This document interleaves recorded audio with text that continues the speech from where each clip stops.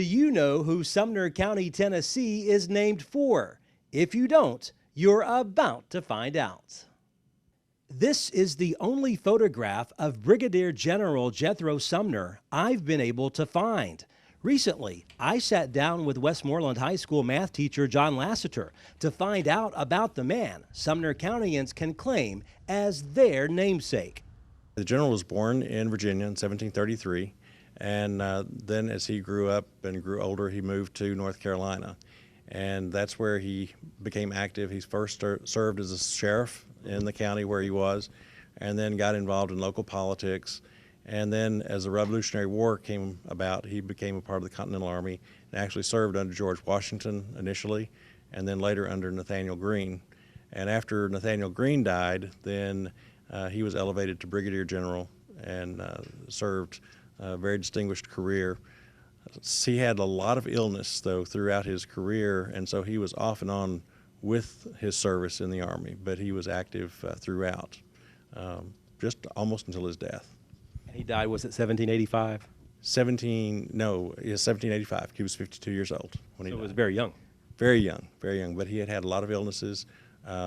He was actually married 3 times, and as a result of his service in the Continental Army, he was awarded a large amount of acreage in North Carolina. Of course, Tennessee at that point in time was still a part of North Carolina. And so the acreage that he was awarded covers a part of what is now North Carolina and a part that is in Tennessee. He actually never visited the Sumner County area. It was just decided that we would be named after him because he was a distinguished Brigadier General in the Revolutionary War. So no direct connection to Sumner County. So never visited here, and yet this county is named after him.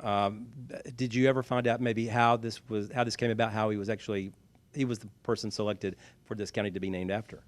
I have not found a direct reference as to why. Apparently, in naming counties, it was just decided that we would recognize different figures in history up to that point, and distinguished generals seem to take a lot of credit in the being named counties. In doing your research, I don't think you found out the cause of death, but did you find out where he's actually buried?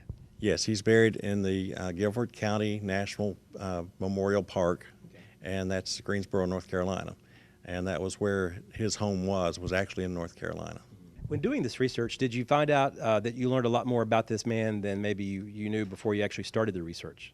Absolutely. I didn't know his first name before, so I learned something about him and about who he was as a person and his career as a general.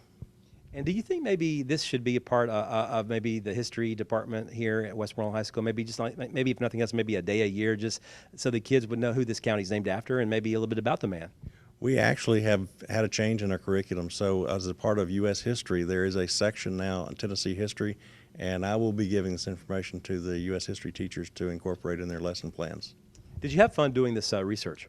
Absolutely. It was a lot of fun. I like reading about things like this, and because my family has been in the Tennessee area for hundreds of years, it was really interesting to me.